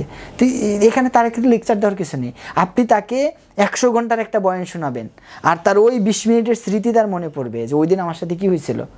সুতরাং তার ওই স্মৃতিটাই তার জন্য বেশি কাজ করবে। তো আমরা মনে করি আমাদের বোনরা এই জন্য আমাদের উপর ভরসা রাখছে, এবং আমরা আমাদের জীবনের সর্বোচ্চতা দিয়ে চেষ্টা করব আমাদের বোনদের দেওয়াই আমানতকে আমরা রক্ষা করতে ইনশাআল্লাহ। আসলে একটু আপনার ব্যক্তিগত প্রশ্ন আসে যে আপনি আসলে শিবিরে কিভাবে আসলেন? আসলে শিবিরে আসার পিছনে আমি যখন গ্রামে থাকতাম তখন আমার ভাই যে খুলনাতে পড়াশোনা করতো, ভাই শিবিরের তখন কর্মী ছিল, তাই কিশোর কণ্ঠ নিয়ে যেত, আমি কিশোর কণ্ঠ পড়তাম আর কি। আমি ছোটোবেলা থেকে পড়াশোনা করতে একটু পছন্দ করতাম। আমি খুবই ঘর কোনো একটা মানুষ ছিলাম আর কি, কখনো যে আমি বাইরে বেরোবো, মানুষের সামনে কথা বলবো, এইগুলো থেকে আমি মানে খুবই দূরে ছিলাম আর কি। মানে একদম আইসোলেটেড কিছু মানুষ থাকে না, কারোর সাথে মিশে না, বসে না, কথা বলে না, কিছু বাচ্চা থাকে দেখবেন ঘরের কোনায় থাকে আর কি, এই টাইপের ছিলাম। ওই বসে বসে বই পড়তাম, কিশোর কণ্ঠ পড়তে খুবই ভালো লাগতো। পরে পড়তে পড়তে ক্লাস 6-7 যখন উঠি তখন জানতে পারলাম যে এই কিশোর কণ্ঠ যারা লেখে তারা হচ্ছে শিবির করে। তো তখন থেকে আমি শিবিরের নাম জানি। তো পরে ভাইয়ের কাছে শুনে আসলে এটা কারা লেখে, কারা তৈরি করে, এটা তো শিবিরের লোক, তাহলে তো শিবির ভালোই। এটা পড়তাম নিয়মিত, পড়ে পরবর্তী আমি 8 পরীক্ষা দেওয়ার পরে 9 এসে তো খুলনাতে ভর্তি হয়ে দারুল কোরআন সিদ্দিকিয়া কামিল মাদ্রাসায় ভর্তির ওই সময় খুবই মারাত্মক অবস্থা, ক্লাস বন্ধ। সিদ্দিকিয়া মাদ্রাসায় সকাল বিকাল পুলিশের রেড, শিক্ষকদের ধরে নিয়ে যাচ্ছে, ছাত্রদের ধরে নিয়ে যাচ্ছে, একসাথে 30-40 জন দড়ি দিয়ে বেঁধে পুলিশ নিয়ে যাচ্ছে। এই অবস্থায় কয়েক মাস গেল। তারপরে আবার আমরা দেখলাম যে পড়াশোনা করতে হবে। 9-এর প্রথম 6 মাস তো ক্লাসই করতে পারিনি। তো পরবর্তীতে কিছুদিন খুলনা এসে থাকা শুরু করি। তো পরবর্তীতে আমাদের ওখানে একজন উপশাখা সভাপতি ছিল আকরাম ভাই, এসে বলতেছে আপনি তো অনেক দিন থেকে, সে আমার থেকে 2-3 বছরের সিনিয়র, সে আমাকে আপনি করে বলতে যে আপনি তো অনেক দিন থেকে আসছেন এখানে, তাহলে আপনি শিবির সম্পর্কে কী মনে করেন বা শিবিরের সাথে যুক্ত হতে চান কিনা। বললাম আরে আমি তো শিবির খুঁজতেছি অনেক দিন থেকে, ছোটোবেলা থেকে শিবিরের প্রতি একটা ভালোবাসা। তো তখন 2014 সাল 14 সালে তখন থেকে আমি শিবিরের ওই ভাইয়ের দাওয়াত পরে 15-20 দিনের মাথায় কর্মী হয়ে তার পরবর্তীতে 2016 সালে এসে হচ্ছে সাথী হই। আর 2017 সালের আগস্টের 20 তারিখে হচ্ছে সদস্য শপথ নিই। তখন আমি আলিমের স্টুডেন্ট, খুবই ছোট ছিলাম, এখনও দেখলে অনেক ছোট মনে হয়, তখন আরও একদম বাচ্চা মনে হতো। তখন কেন্দ্র সংগঠন চিন্তা এত বাচ্চারা আসলে সদস্য শপথ দিব কিনা। তো তখন এই যে চটপটে ছিলাম কিছুটা, মানে ওই যে শিবির কিছুদিন করার কারণে ওই ঘর থেকে শিবিরে আমাকে বের করে নিয়ে আসছে, শিবিরে আমাকে কথা বলা শিখাইছে। তো পরে সদস্য শপথ হয়। পরবর্তীতে ইউনিভার্সিটিতে আসি। ইউনিভার্সিটিতে এসে তো দেখি যে পরিস্থিতি সম্পূর্ণ ভিন্ন, যে এখানে ওপেনলি কাজ করা যাচ্ছে না, কথা বলা যাচ্ছে না। পরে আমি আইন অনুষদে দায়িত্ব পালন করেছি দীর্ঘদিন। পাশাপাশি আমি প্রচুর সাইড অর্গানাইজেশনে কাজ করতাম, যেহেতু ওখানে আমি কেডিসিতে খুলনা ডিবেটিং ক্লাবে নিয়মিত একজন বিতর্কে ছিলাম। ইন্টারমিডিয়েট 9-10 থেকেই বিতর্ক করতাম। তো পরবর্তীতে এখানে এসে বিতর্ক করি, কবিতা আবৃত্তি করি, বিভিন্ন ক্লাবগুলোর সাথে যুক্ত হই, পিডিএফের সাথে যুক্ত হই, তরুণ কলাম লেখক ফোরাম আছে, এখানে লেখালেখি করি। কখনো সাংবাদিকতাটা শুধু করা হয় না আর কি, বাকি যতগুলো সংগঠন আছে মোটামুটি সব জায়গায় একটা অবদান রাখার চেষ্টা করি। মুড কোর্টে আমি যেহেতু লয়ার স্টুডেন্ট, আমি খুব চেষ্টা করতাম একজন ভালো মুটার হওয়ার জন্য। কয়েকটা ইন্টার ইউনিভার্সিটি মুড কোর্ট কম্পিটিশনে অংশগ্রহণ করেছি কয়েকটা। তো এইগুলো নিয়ে মানবাধিকার নিয়ে দীর্ঘদিন কাজ করেছি আর কি।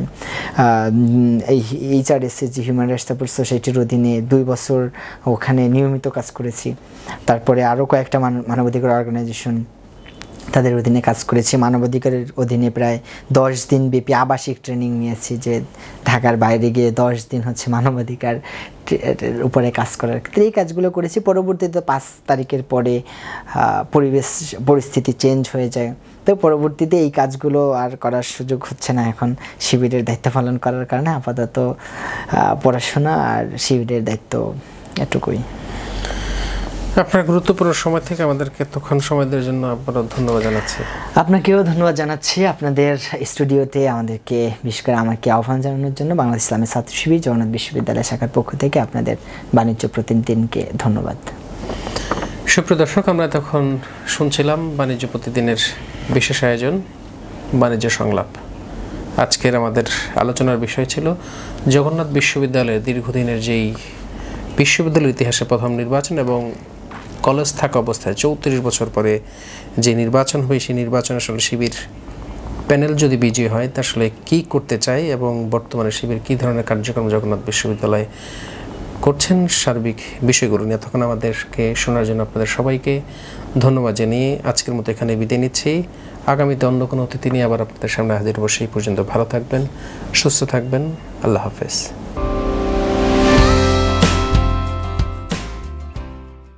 ইউএফটি ফার্স্টের সাথে ট্রেড করুন যে কোনো জায়গা থেকে। ক্যাম্পাসে ক্লাসের ফাঁকে, ঢাকার জ্যামে বসে কিংবা ঘরে বসে, ট্রেডিং এখন হাতের মুঠোয়। তাই ট্রেড করুন যখন খুশি, যেখানে খুশি।